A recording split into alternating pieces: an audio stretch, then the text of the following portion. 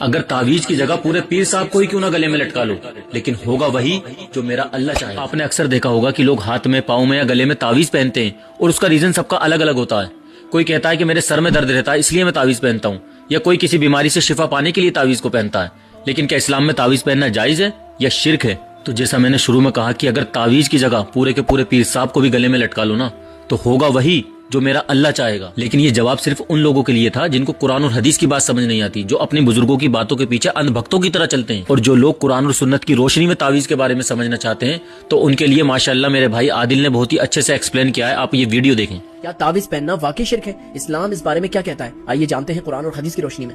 دیکھیں، تعویذ کا مطلب ہوتا ہے کہ کوئی ایسی چیز جو انسان بلا، نظر یا دکھ سے بچنے کے لیے پہنے۔ لوگ کچھ نمبرز یا ہستیوں کے نام لکھ کر بند کر کے اسے یا تو گلے میں لٹکا لیتے ہیں یا بازو میں باندھ لیتے ہیں۔ بٹ اسلام کے پوائنٹ آف ویو سے اس طرح کے تعویذ پہننا بالکل حرام ہے، ناجائز ہے، شرک ہے، گناہ کبیرہ ہے۔ کیونکہ نبی علیہ السلام نے واضح یہ فرما دیا ہے کہ من علق تمیمۃ فقد اشرک، جس نے تعویذ لٹکایا اس نے شرک کیا۔ یعنی جو شخص یہ سمجھتا ہے کہ کوئی دھاگا، تعویذ یا لکھا ہوا کوئی لفظ اس کی حفاظت کر رہا ہے، تو گویا کہ وہ شرک کر رہا ہے۔ اور شرک وہ گناہ ہے نا کہ جس کے لیے اللہ تعالیٰ نے نبیوں کے لیے بھی یہ تک فرما دیا ہے کہ اگر تم نے بھی شرک کیا تو ہم تمہارے سارے اعمال برباد کر دیں گے اور تم خسارہ پانے والوں میں سے ہو جاؤ گے۔ اب جو لوگ شرک کرتے ہیں وہ چاہے کتنی ہی نماز پڑھ لیں، کتنی ہی حج کر لیں، اللہ کے یہاں پر ان کا کوئی بھی عمل قابل قبول نہیں ہوگا جب تک کہ وہ شرک کرنا نہ چھوڑ دیں۔ اور اسی طرح ایک تعویذ کی قسمیں وہ ہوتی ہیں جن میں قرآن کی آیت لکھ کے لوگ پہنتے ہیں، تو کیا یہ بھی شرک ہے؟ دیکھیں، اسے ہم شرک نہیں کہیں گے، لیکن یہ سنت بھی نہیں ہے، کیونکہ نہ یہ نبی علیہ السلام نے پہنا، نہ صحابہ کرام نے پہنا۔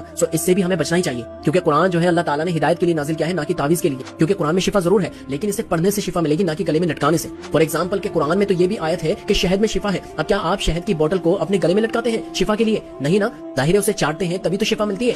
اسی طرح جب آپ قرآن کو پڑھ کے دم کریں گے اور اللہ تعالیٰ پر توکل کریں گے تبھی تو شفا ملے گی۔ جیسا کہ نبی علیہ السلام پڑھا کرتے تھے سونے سے پہلے المعوذات، یعنی 3 پناہ دینے والی صورتیں، سورہ اخلاص، سورہ فلق، سورہ ناس، یہ 3 صورتیں پڑھ کے اللہ کے نبی اپنے اوپر دم کر کے سویا کرتے تھے۔ یہ ہے سنت تعویذ جو آپ کر سکتے ہیں۔